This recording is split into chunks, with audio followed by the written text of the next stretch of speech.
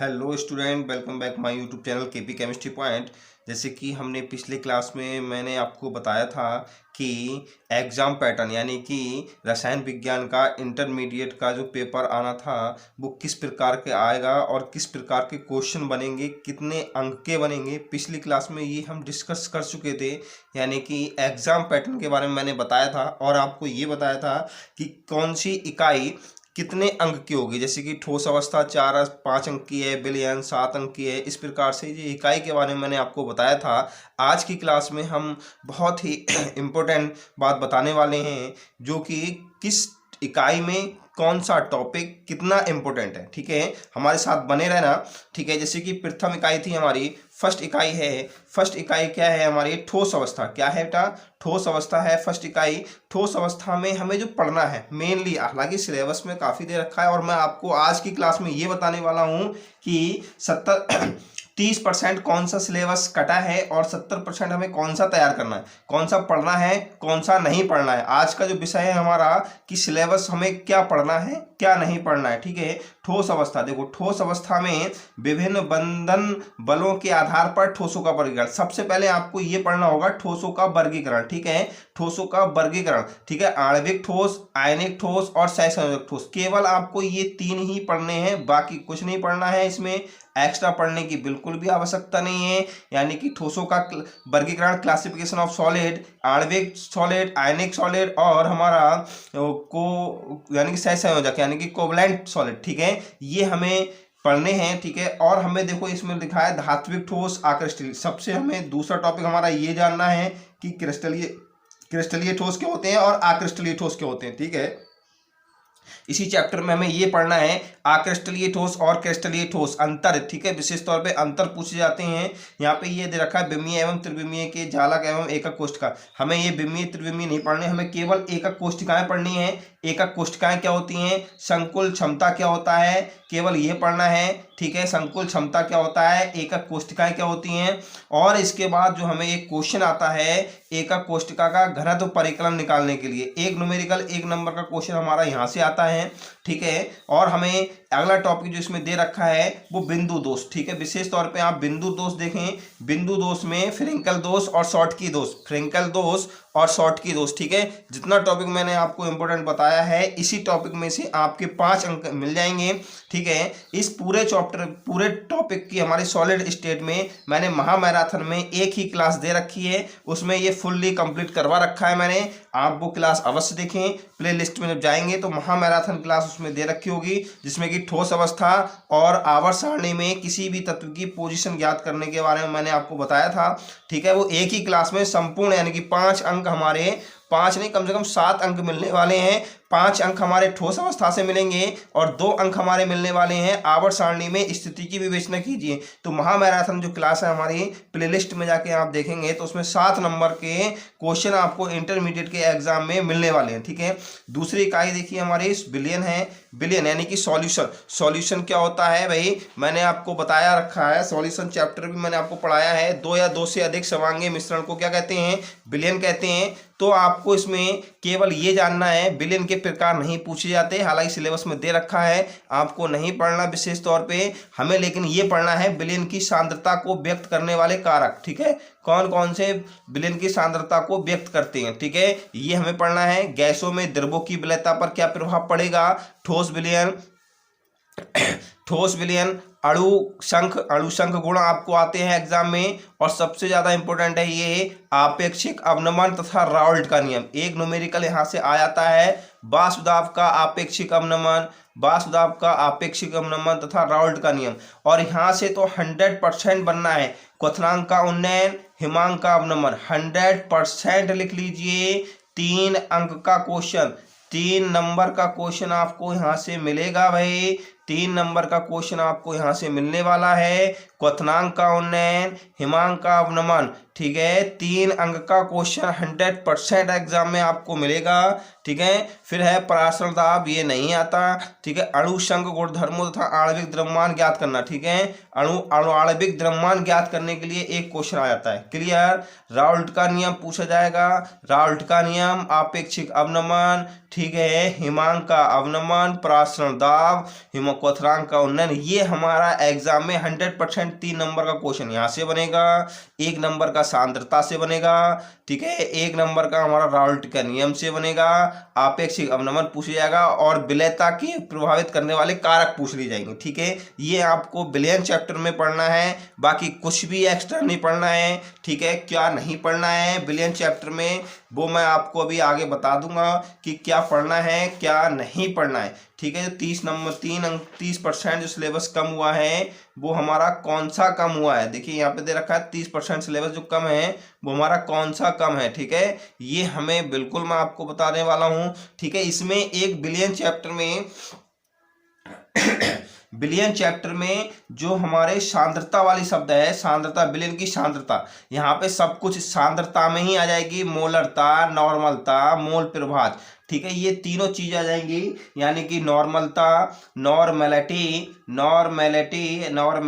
पूछी जाएगी भाई, मोलरता पूछी जाएगी, मोलैरिटी पूछी जाएगी और मोल फ्रैक्शन पूछी जाएंगे, मोल फ्रैक्शन पूछी जाएंगे, जिसमें सबसे ज्यादा इंपॉर्टेंट है मोल फ्रैक्शन, यानी कि मोल प्रभाज या मोल अंश, इसी को कहते हैं, ठीक है। एनसीईआरटी में मोल अंश दे रखा है, तो एग्जाम में यहाँ से एक तीनों में से सांद्रता में से एक क्वेश्चन यहाँ से 1 नंबर का आने वाला है, ठीक है।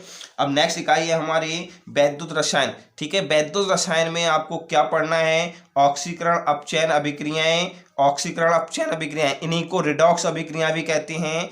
ऑक्सीकरण अपचयन अभिक्रिया क्या कहते हैं, रिडॉक्स अभिक्रिया कहते हैं। वैद्युत अपघटनीय विलयनों के चालकत्व, विशिष्ट एवं मोलर चालकत्व, हमें केवल मोलर चालकत्व पढ़ना है, मोलर चालकता पढ़नी है, बाकी यहाँ पे रिडॉक्स अभिक्रिया पढ़नी है, मोलर चालकता पढ़नी है। फिर हमें यहाँ पे दे रखा है सांद्रता के साथ चालकत्व में परिवर्तन, ठीक है। इसके बाद हमारा कोलराउस का नियम एग्जाम में आता है, 1 नंबर में आएगा। कोलराउस का नियम किसे कहते हैं, वैद्युत अपघटन और सेल का वैद्युत वाहक बल, मानक इलेक्ट्रोड विभव पूछा जाता है। इलेक्ट्रोड विभव और मानक इलेक्ट्रोड विभव में क्या अंतर है, नष्ट समीकरण एग्जाम में पूछी जाती है। नष्ट समीकरण किसे कहते हैं, रासायनिक सेलों में इसका अनुप्रयोग एवं गिब्स मुक्त ऊर्जा EMF, ये 100% देख लें, EMF, ठीक है। हमारे पास जो 5 अंक के टॉपिक हैं, इसमें 1 अंक में आपको पूछा जा सकता है रिडॉक्स अभिक्रिया किसे कहती हैं, यानी कि ऑक्सीकरण अपचयन अभिक्रिया जब एक साथ होती हैं तब उन्हें रिडॉक्स अभिक्रिया कहते हैं।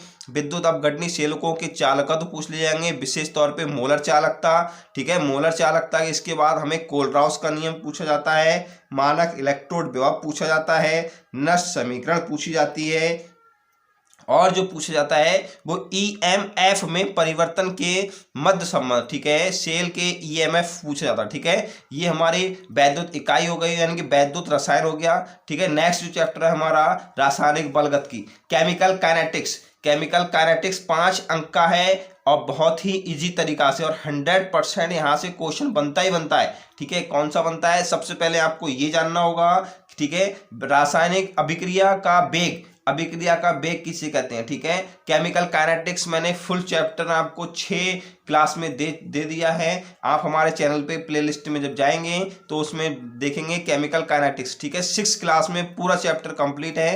कितने अंक का है, 5 अंक का है। 5 अंक का 6 क्लास में मैंने करवा रखा है, ज़्यादा बड़ी क्लासें नहीं है, छोटी छोटी क्लासें हैं, उसमें सब कुछ इंपॉर्टेंट बताया है मैंने।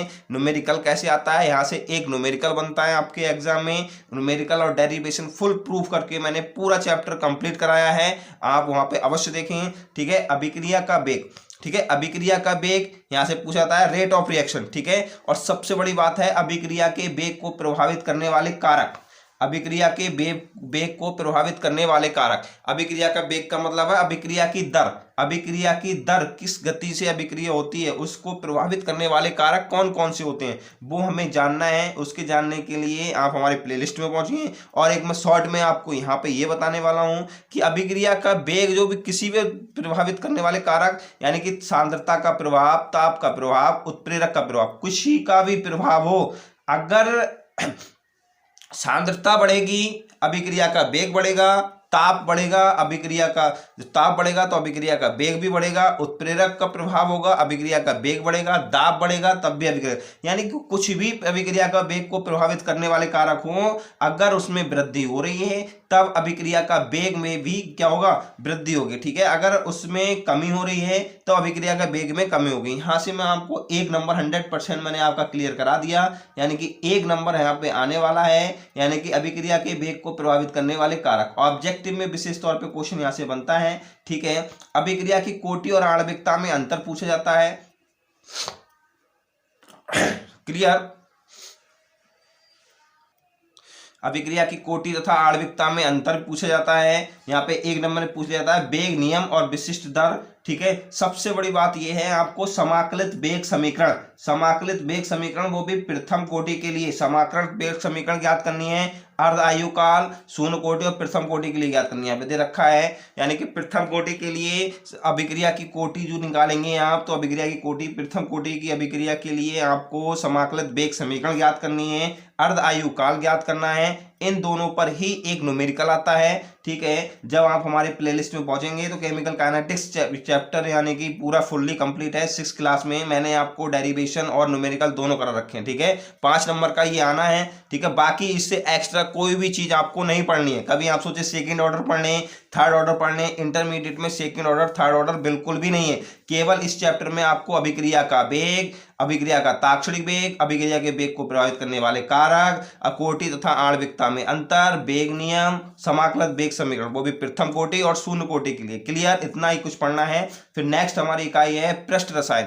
पृष्ठ रसायन ये भी 5 अंक का है भाई, इसमें भी 5 अंक का आना है। सबसे बड़ी बात इसमें क्या है, अधिशोषण, एडजॉर्प्शन पढ़ना है हमें। अधिशोषण, एडजॉर्प्शन, फिजिकल एडजॉर्प्शन और केमिकल एडजॉर्प्शन, यानी कि भौतिक अधिशोषण और रासायनिक अधिशोषण। 100% यहाँ से आपको एग्जाम में क्वेश्चन बनेगा।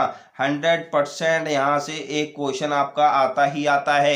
एडजॉर्प्शन किसे कहते हैं, भौतिक अधिशोषण और रासायनिक अधिशोषण में अंतर लिखिए। ठोसों पर गैसों के अधिशोषण को प्रभावित करने वाले कारक, ठोसों पर अधिशोषण को प्रभावित करने वाले कारक देखना है आपको। ठीक है, कोलाइडी अवस्था पढ़नी है, कोलाइडी अवस्था विशेष तौर पर पढ़नी है। वास्तविक विलयन देखेंगे, कोलाइडी विलयन और वास्तविक विलयन में अंतर 3 प्रकार के, कोलाइडी विलयन, वास्तविक विलयन और निलंबन में अंतर। यहाँ से क्वेश्चन 100% बनता है। ठीक है, इसके बाद द्रव रागी, द्रव विरागी ये आपको नहीं पढ़ना, विशेष तौर पर नहीं आते जाता रिपीटेड, लेकिन यहाँ से ये आते हैं कोलाइडी, कोलाइडों के गुणधर्म यानी कि टिंडल प्रभाव, ब्राउनी गति और वैद्युत कण संचलन और स्कंदन, ये टॉपिक आपका यहाँ से जरूर पूछा जाता है भाई। कोलाइडी कण का कण संचलन, ठीक है, कोलाइडी कण का वैद्युत कण संचलन, ये बहुत इंपॉर्टेंट टॉपिक है आपको। ठीक है, क्या पढ़ना है, अधिशोषण, भौतिक अधिशोषण, रासायनिक अधिशोषण और अधिशोषण को प्रभावित करने वाले कारक, कोलाइडी विलयन, वास्तविक विलयन, निलंबन, और आपको पढ़ना है टिंडल प्रभाव, ब्राउनी गति, वैद्युत कण संचलन और स्कंदन। ठीक है, ये पढ़ना है। इसके बाद आप पहुंच जाइए पी ब्लॉक के तत्व। पी ब्लॉक के तत्व आवर्त सारणी में स्थिति की विवेचना कीजिए। ठीक है, पी ब्लॉक के तत्वों की आवर्त सारणी में स्थिति की विवेचना कीजिए। 7 अंक का आना है ये। 7 अंक में बहुत ही इंपॉर्टेंट टॉपिक मैं आपको बताने वाला हूं। ठीक है, केवल आपको 15 वर्ग, 16 वर्ग, 17 और 18 यानी कि 5th A वर्ग, 5th A वर्ग, 6th A वर्ग, 6th A वर्ग, सॉरी 5th A वर्ग, 6th A वर्ग, 7A वर्ग, 7A वर्ग और शून्य, यानी कि ये आपको केवल 4 वर्ग पढ़ने हैं।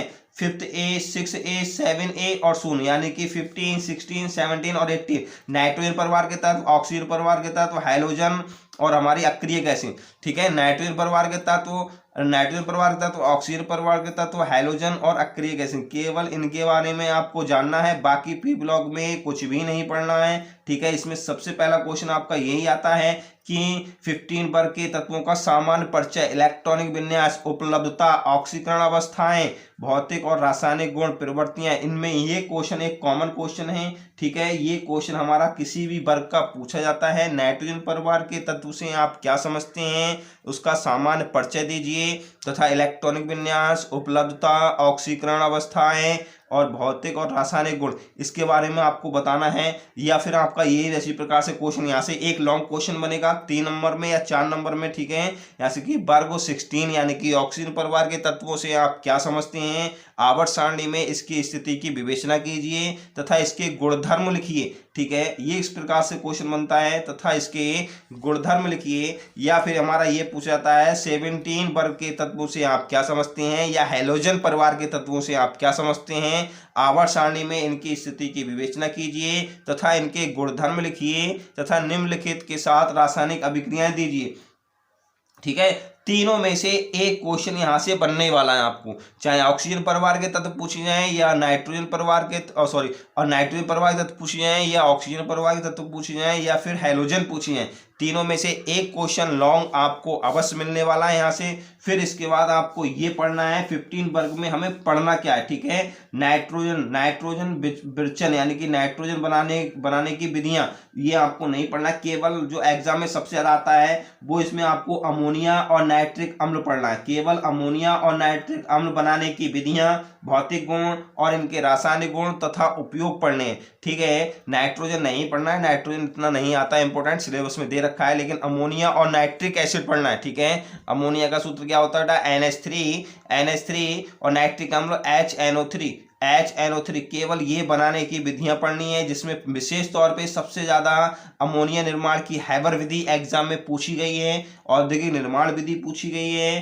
प्रयोगशाला विधि अमोनिया की पूछी गई है, तो आप अमोनिया विशेष तौर पे तैयार कर लें। नाइट्रिक एसिड तो कम पूछा था, लेकिन इसमें एक क्वेश्चन ये आता है अम्लराज किसे कहते हैं। ठीक है, अम्लराज किसे कहते हैं। ठीक है, HCl तथा HNO3 के मिश्रण को ही क्या कहते हैं, अम्लराज कहते हैं। क्लियर, HCl तथा नाइट्रिक अम्ल के मिश्रण को क्या कहते हैं, अम्लराज कहते हैं। तो यहाँ से ये क्वेश्चन है, ध्यान मैंने आपको एक नंबर बता दिया कि अम्लराज किसे कहते हैं। ठीक है, फिर 16 वर्ग के तत्वों की इसी प्रकार से क्वेश्चन मैंने आपको बताया, 15 वर्ग के इसी प्रकार से आएगा क्वेश्चन। 16 वर्ग के तत्वों की आवर्त सारणी में विवेचना कीजिए और ऑक्सीजन परिवार के तत्वों की आवर्त सारणी में विवेचना कीजिए। इसमें आपको क्या पढ़ना है, एक तो क्वेश्चन सिंपल सी यही हो गया सामान्य क्वेश्चन कि 16 वर्ग के तत्वों की आवर्त सारणी में स्थिति की विवेचना कीजिए तथा इनके गुणधर्म लिखिए। मैंने आपको, जब आप हमारी प्लेलिस्ट में पहुंचेंगे, हमारे चैनल के प्लेलिस्ट में पहुंचेंगे, तब महामैराथन जो क्लास है उसमें मैंने एक टॉपिक बताया था कि आवर्त सारणी में किसी भी तत्व की स्थिति की विवेचना कीजिए। बहुत ही सिंपल तरीका से, ट्रिक के माध्यम से मैंने आपको बताया था, कोई भी तत्व हो आप उसकी पोजीशन कैसे ज्ञात करेंगे। ठीक है, वहां से आप देख लेना।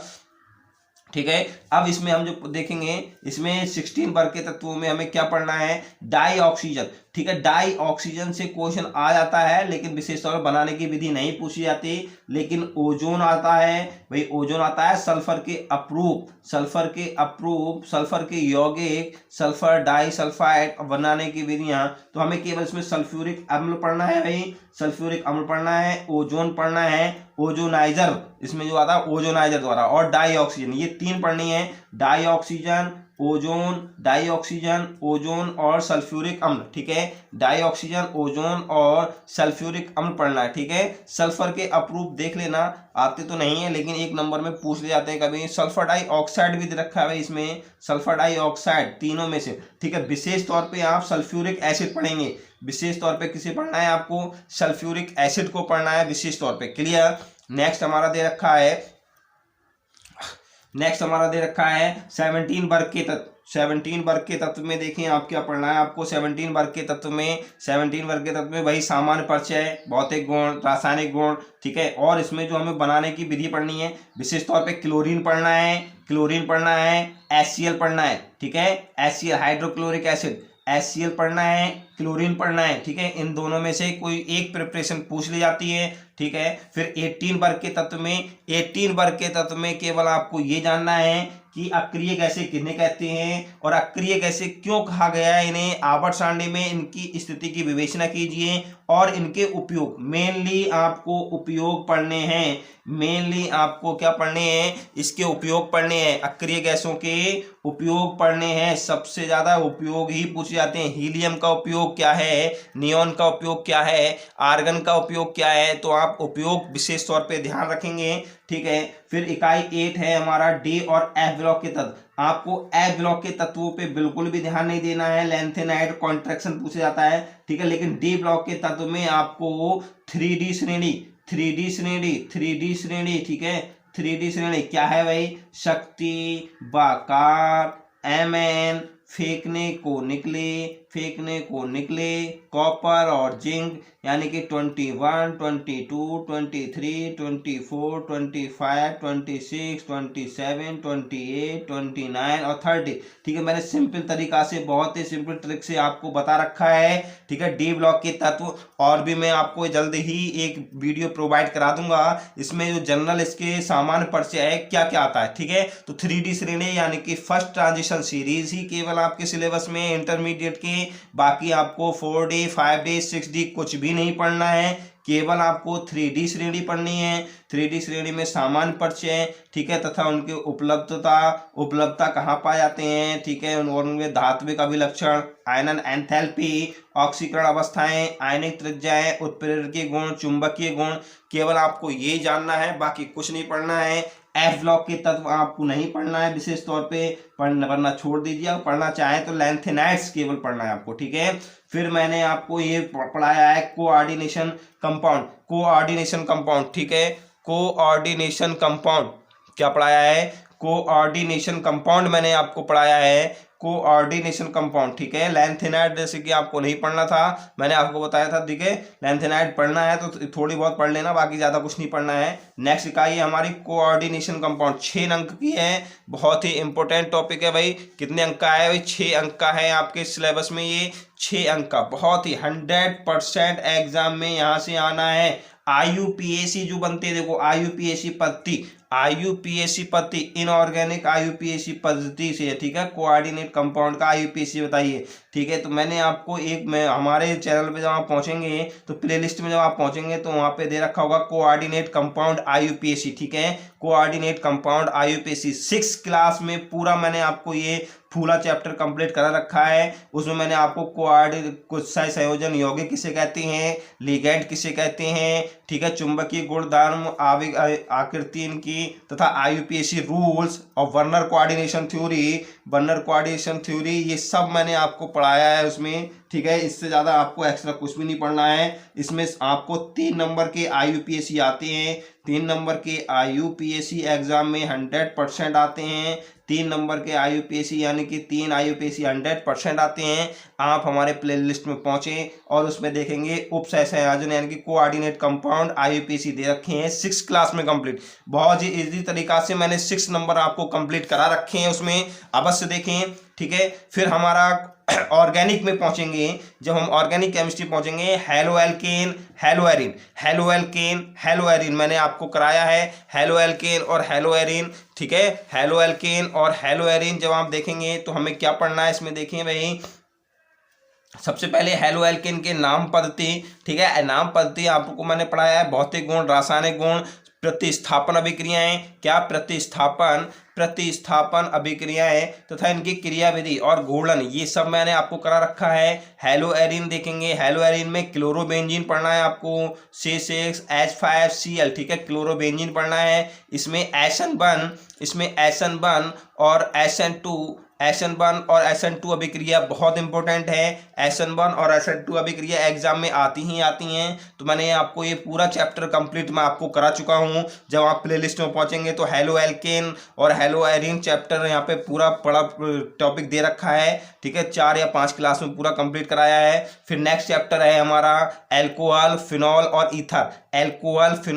ईथर। ठीक है, एल्कोहल का नामकरण पढ़ना है आपको, बनाने की विधि पढ़नी है, भौतिक गुण, रासायनिक गुण पढ़ने हैं, केवल प्राथमिक एल्कोहल पढ़ना है आपको। ठीक है, यहाँ पे दे रखा है केवल प्राथमिक एल्कोहल का पढ़ना है, प्राथमिक, द्वितीयक और तृतीयक एल्कोहलों की पहचान पढ़नी है, निर्जल की क्रिया विधि पढ़नी है। ठीक है, निर्जलीकरण की क्रिया विधि ये मैंने आपको पूरा करा रखा है। ठीक है, फिनॉल भी मैंने आपको कराया है, फिनॉल बनाने की विधियां, भौतिक गुण, रासायनिक गुण, अम्लीय प्रकृति, ठीक है, प्रतिस्थापन अभिक्रियाएं, फिनॉल के उपयोग। ठीक, ईथर भी मैंने आपको पढ़ाया, डाईएथिल ईथर बनाने की विधियां, भौतिक गुण, रासायनिक गुण, यानी कि पूरा चैप्टर मैंने आपको करा रखा है। कितने अंक का आएगा, 5 अंक का एग्जाम में आने वाला है। ठीक है, और इसमें से रिएक्शन भी सबसे ज्यादा पूछी जाती हैं, रिएक्शन कौन सी रिएक्शन कहाँ कितने नंबर की आती है वो भी पूछी जाती है। ठीक है, फिर हमें पढ़ना है एल्डिहाइड, कीटोन और कार्बोक्सिलिक एसिड, ये सीरीज हमारी अभी चल रही है, इसमें 3 लेक्चर हो रखे हैं। ठीक है, आज शाम को 7:30 बजे चौथा लेक्चर मैं आपको प्रोवाइड करा दूंगा। ठीक है, एल्डिहाइड, कीटोन और कार्बोक्सिलिक एसिड, ये सबसे ज्यादा यानी कि 6 अंक का इसमें भी आने वाला है,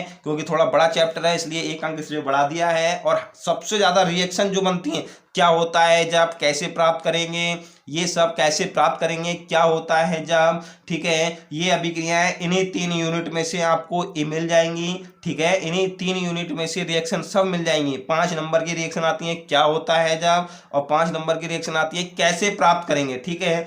तो वो आप यहीं से देख लीजिए, जो मैंने आपको ये 5 तीनों चैप्टर कर रखे हैं, halo alkane, hello Erin, alcohol, phenol और ईथर, एल्डिहाइड, कीटोन और कार्बोक्सिलिक एसिड, ठीक है, ये सीरीज आपकी चल रही है, इसमें 3 लेक्चर हो चुके हैं, ठीक है, आप जरूर देखें, ठीक। अब हमें पढ़ना है एल्डिहाइड और कीटोन, मैंने यही इसी में दे रखा है, एल्डिहाइड और कीटोन, और ये कार्बोक्सिलिक एसिड में सब कुछ दे रखा है इसमें, ठीक है। अब इसमें पढ़ना क्या है, जैसे कि एल्डिहाइड में आपको फॉर्मल्डिहाइड हो गया, एल्डिहाइड में फॉर्मल्डिहाइड हो गया, एसिटल्डिहाइड हो गया, एसिटल्डिहाइड हो गया, formaldehyde, acetaldehyde, benzaldehyde, C6H5CHO, C6H5CHO, formaldehyde, acetaldehyde, benzaldehyde, ठीक है। कीटोन में एसीटोन, कीटोन में एसीटोन पढ़ना है, कार्बोक्सिलिक एसिड में फॉर्मिक एसिड पढ़ना है, कार्बोक्सिलिक एसिड में फॉर्मिक एसिड पढ़ना है, एसिटिक एसिड पढ़ना है, एसिटिक एसिड पढ़ना है, बेंजोइक एसिड पढ़ना है, बेंजोइक एसिड पढ़ना है, ठीक है, ये सब हमारा पढ़ना होगा, ठीक है। नाइट्रोजन के यौगिक देखें, नाइट्रोजन युक्त कार्बनिक यौगिक, एमीन, एमीन, एमीन पढ़ना है हमें, विशेष तौर पे एथिल एमीन, ठीक है, एथिल एमीन पूछा जाएगा। एथिल एमीन बनाने की विधियां, रासायनिक गुण, भौतिक गुण, प्राथमिक, सेकेंडरी और तृतीय एमीन, इनकी पहचानने का तरीका हो गया क्लासिफिकेशन, ठीक है।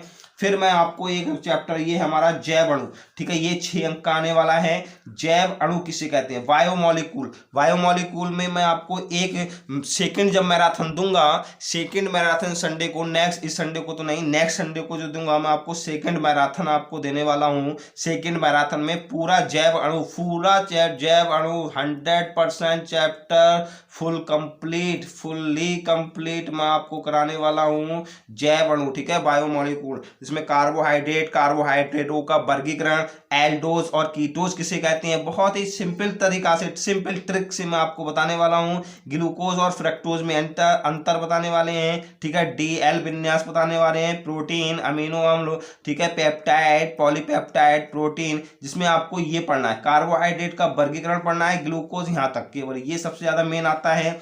प्राथमिक, द्वितीयक और तृतीयक संरचना पूछी जाती है किसकी, प्रोटीन की, ठीक है, प्रोटीन का वर्गीकरण यानी कि विकृतीकरण किसे कहते हैं, ठीक। न्यूक्लिक अम्ल में डीएनए और आरएनए, इसमें से 100% क्वेश्चन आने वाला है आपका, ठीक है। ये जो हमारा सिलेबस था पूरा था हमारा कि हमें पढ़ना क्या है, ठीक है। अब मैं आपको वो बताने वाला हूं कि हमें पढ़ना क्या नहीं है, ठीक है, क्या नहीं पढ़ना है, मैं आपको वो बताने वाला हूं जो कि 30% आपका सिलेबस बच चुका है, ठीक है। जो 30% सिलेबस जो था कम हुआ है, वो मैं आपको बताने वाला हूं कि क्या नहीं पढ़ना है। यहाँ पे दे रखा है, देखो, 30% कम किया गया पाठ्यक्रम, 30% कम किया गया पाठ्यक्रम, ठीक है, ये हमें नहीं पढ़ना है, ठीक है। जैसे कि ठोस अवस्था में क्या नहीं पढ़ना था, विद्युतीय एवं चुंबकीय गुणधर्म, बैट सिद्धांत, चालक, अर्धचालक, कुचालक, पी प्रकार के अर्धचालक, ये हमें नहीं पढ़ना था। बिलियन यानी कि इकाई में, इकाई 2 में बिलियन में हमें क्या नहीं पढ़ना था, ठीक है। असामान्य आणविक द्रव्यमान, बांट हाफ गुणांक, ये नहीं पढ़ना था। वैद्युत रसायन में हमें वैद्युत अपघटन के नियम, शुष्क सेल, वैद्युत अपघटनी सेल, गैल्वेनी सेल, सीसा संचायक सेल, ईंधन सेल, संक्षारण, ये हमें नहीं पढ़ना है, ये कुछ भी नहीं पढ़ना है, ठीक है। चौथा चैप्टर था हमारा इकाई 4 थी हमारी रासायनिक बलगतिकी, केमिकल काइनेटिक्स, इसमें था संघट्ट सिद्धांत का अवधारणा, ठीक है, सक्रिय एक्टिवेशन एनर्जी, आर्हेनियस समीकरण, ये हमें नहीं पढ़ना था, ठीक है। पृष्ठ रसायन यानी कि सरफेस केमिस्ट्री में हमें उत्प्रेरक नहीं पढ़ने हैं, उत्प्रेरक का वर्गीकरण, समांगी, विषमांगी, ठीक है, एंजाइम, उत्प्रेरण, पायस के प्रकार, ये नहीं पढ़ना है, ठीक है। इकाई 6 में हमें तत्वों के निष्कर्षण के सिद्धांत एवं प्रक्रम, ठीक है, पूरा चैप्टर हटा दिया है, ये इकाई 6 पूरा चैप्टर हटा दिया है, इसमें हमें ये चीज नहीं पढ़नी थी, फुल चैप्टर कुछ भी नहीं पढ़ना है। इकाई 7 में हमें क्या पढ़ना है, पी ब्लॉक के तत्व में क्या नहीं पढ़ना था, देख लीजिए, नाइट्रोजन के ऑक्साइड नहीं पढ़ने थे, फास्फोरस के अपरूप और फास्फोरस के यौगिक नहीं पढ़ने थे, फास्फिन हैलाइड यानी कि PCl3 PCl5 नहीं पढ़ना है हमें, ऑक्सो अम्लों का केवल परिचय नहीं पढ़ना, ठीक है। और 16 वर्ग में देखिए आपको सल्फ्यूरिक अम्ल और औद्योगिक उत्पादन, सल्फ्यूरिक अम्ल का औद्योगिक उत्पादन हमें नहीं पढ़ना है, ठीक है। H2SO4 का औद्योगिक उत्पादन नहीं पढ़ना है, लेकिन प्रयोगशाला विधि पूछ ली जाती है, ठीक है। डी और एफ ब्लॉक में हमें क्या नहीं पढ़ना है, K2Cr2O7 KMnO4 बनाने की विधियां नहीं पढ़नी है। लैंथेनाइड में रासायनिक गुण नहीं पढ़ने हैं। एक्टिनाइड में इलेक्ट्रॉनिक विन्यास, एक्टिनाइड तो पूरा ही छोड़ दिया है भाई, एक्टिनाइड कुछ नहीं पढ़ना है, ठीक है। ये हमें कुछ भी नहीं पढ़ना है इसमें, ठीक। इकाई 9 देखिए, उपसह संयोजन यौगिक क्या है, उपसह संयोजन यौगिक। उपसह संयोजन यौगिक में क्या नहीं पढ़ना है, त्रिविम समाव्यपता यानी कि आइसोमेरिज्म नहीं पढ़ना है, धातुओं के निष्कर्षण नहीं पढ़ने हैं, गुणात्मक विश्लेषण और जैविक निकायों उपसह संयोजन यौगिकों का महत्व नहीं पढ़ना है, ठीक है। ये हमें इकाई 9 में कोऑर्डिनेट कंपाउंड में नहीं पढ़ना था, ठीक है। इकाई 10 में देखें, हेलो एल्केन में haloarene, dichloromethane, trichloromethane, tetrachloromethane, iodoform, freon, DDT के उपयोग, पर्यावरण प्रभाव, ये हमें कुछ भी नहीं पढ़ना है, ठीक है। इकाई 11 में देखेंगे, अल्कोहल, फिनॉल और ईथर में, ठीक है, क्या पढ़ना है, क्या नहीं पढ़ना है, मेथेनॉल और एथेनॉल यानी कि मैथिल अल्कोहल और एथिल अल्कोहल के उपयोग विशेष तौर पे, बाकी कुछ नहीं दे रखा है इन्होंने, ठीक है। बनाने की विधि आप पढ़ेंगे, कभी आप सोचें मैथिल अल्कोहल और एथिल अल्कोहल के उपयोग हटाए हैं, कभी आप सोचें कि मैथिल अल्कोहल और एथिल अल्कोहल हटा दिया है। मैथिल अल्कोहल बनाने की विधि पढ़नी है, एथिल अल्कोहल बनाने की विधि पढ़नी है, कैसे पढ़ेंगे, बनाएंगे मैथिल अल्कोहल से एथिल अल्कोहल, ये सब आपको पढ़ना होगा, लेकिन आपको मैथिल और एथिल अल्कोहल के उपयोग नहीं पढ़ने होंगे, क्लियर। मैथिल अल्कोहल के और एथिल अल्कोहल के उपयोग आपको नहीं पढ़ने होंगे, बाकी सब कुछ पढ़ना होगा, केवल आपको उपयोग नहीं पढ़ने हैं बस, बाकी सब कुछ पढ़ना है। कभी आप सोचे कि मैथिल और एथिल अल्कोहल सिलेबस से हटा दिए, मैथिल और एथिल अल्कोहल सिलेबस से नहीं हटे हैं, केवल उपयोग हटे हैं, ठीक है। फिर नेक्स्ट देखना है आपको नाइट्रोजन युक्त कार्बनिक यौगिक, ठीक है। नाइट्रोजन युक्त कार्बनिक यौगिक देखेंगे, साइनाइड और आइसोसाइनाइड, साइनाइड और आइसोसाइनाइड हटा दिया गया है, डाईएजोनियम लवण हटा दिया गया है, बिरचन यानी कि डाईएजोनियम लवण बनाने की विधि हटा दी गई है, रासायनिक अभिक्रियाएं हटा दिया है, कार्बनिक रसायन में इसका संश्लेषण महत्व, ठीक है, कार्बनिक रसायन में इसका संश्लेषण महत्व यानी कि नाइट्रोजन युक्त यौगिक में cyanide, isocyanide, diazonium chloride, diazonium लवण, ठीक है, ये सब कुछ हमारा हट चुका है, ठीक है। नेक्स्ट है हमारा जैव अणु। जैव अणु में देखेंगे, जैव अणु में हमारा जो दे रखा है, ओलिगोसैकेराइड नहीं दे रखा है भाई, ओलिगोसैकेराइड हटाया है, सुक्रोज, लैक्टोज, माल्टोज, पॉलीसैकेराइड में starch, cellulose, glyco, enzyme, hormones, ये भी हट गया है, विटामिन का वर्गीकरण ये भी हट गया है, ठीक है। बनाने की विधि, संरचना छोड़कर केवल संरचना आपको बतानी है, प्राथमिक, सेकेंडरी, तृतीय, टर्सरी संरचना आपको बतानी होगी, ठीक है। प्रोटीन्स की, विटामिन की, बाकी सब कुछ यहाँ पे हट चुका है, ठीक है। फिर इकाई 15 में देखें, बहुलक पूरा चैप्टर हटा दिया है, पॉलीमर पूरा चैप्टर हटा दिया है, ठीक है। पॉलीमर क्या है, पूरा चैप्टर हटा दिया है, तो इसमें कुछ पढ़ने की विशेष तौर पर आवश्यकता ही नहीं है। फिर है दैनिक जीवन में रसायन, ये भी पूरा हटा दिया है, दैनिक जीवन में रसायन भी पूरा हटा दिया है, ठीक है। दैनिक जीवन में रसायन हमारा पूरा हटा दिया है। फिर उन्होंने दे रखा है पाठ्यक्रम से हटाए गए प्रयोगों की सूची, यहाँ पे प्रैक्टिकल थे जो हट चुके हैं भाई, प्रैक्टिकल का आपका तो कोई इशू रहा नहीं, तो ये हमारा जो सिलेबस था वो पूरा बता दिया मैंने आपको, क्या पढ़ना है क्या नहीं पढ़ना है। इसके बाद आप एक्स्ट्रा कुछ भी ना पढ़ें, अगर आप एक्स्ट्रा पढ़ रहे हैं तो समझ लीजिए वो एग्जाम में नहीं आएगा। जो भी मैंने आपको सिलेबस बताया केवल आपको यही पढ़ना है, इससे अलावा मैंने आपको दोनों चीज़ बताई हैं कि 70% क्या सिलेबस था हमारा, 30% क्या सिलेबस है, और ठीक है 30% में कौन कौन सा हटा है, वो सारे टॉपिक मैं आपको बता चुका हूं। तो आप एक बार ये वीडियो अवश्य देखें, ऐसा ना हो कि आप वो चीज़ पढ़ के चले जाएं जो हमने हमारे सिलेबस में नहीं है, ठीक है। तो ये आपको देखना बहुत ही आवश्यक है। और मैं आपको एक चीज़ ये भी बताऊं कि हमारा चैनल है केपी केमिस्ट्री पॉइंट, इसमें लगभग यूपी बोर्ड इंटरमीडिएट एग्ज़ाम 2023 को मद्देनज़र रखते हुए मैंने आप बहुत ही सिलेक्टेड टॉपिक जो एग्जाम में पूछे जाते हैं, लगभग मैंने आपको यहाँ पे 50 नंबर की वीडियो प्रोवाइड करा चुका हूँ, 50 अंक की वीडियो प्रोवाइड मैं आपको करा चुका हूँ। हमारे जब चैनल पे जाएंगे तो वहाँ पे प्लेलिस्ट में देखेंगे तो हर एक टॉपिक मैंने आपको अलग अलग प्लेलिस्ट बना रखी है, उसमें अवश्य देखें, ठीक है। ऐसे हर यूनिट से 6 नंबर का आना है, 5 नंबर का आना है, वो ही यूनिट मैंने आपको वही टॉपिक पढ़ाया है जो एग्जाम में आने वाला है, ठीक है। तो आप अवश्य पहुँचें, ठीक है, और एक बार जरूर देखें, ठीक। कल मिलते हैं मॉर्निंग 7:30 बजे, ठीक है, एल्डिहाइड, कीटोन और कार्बोक्सिलिक एसिड की श्रृंखला को कंटिन्यू रखते हुए। ठीक है, आज संडे था, संडे स्पेशल में मैंने आपको सिलेबस के बारे में बताया था, एक बार ये आप अब जरूर देख लें और अपने अपने स्तर पर शेयर कर दें। ठीक है, अपने अपने लेवल पे वीडियो को शेयर करें। ठीक है, यदि वीडियो पसंद आई हो तो लाइक करें, चैनल से सब्सक्राइब करें और अपने अपने लेवल पे शेयर करें। ठीक, बाकी खुश रहिए, मस्त रहिए, पढ़ते रहिए, अपने से बड़ों का सम्मान कीजिए। Thank you very much.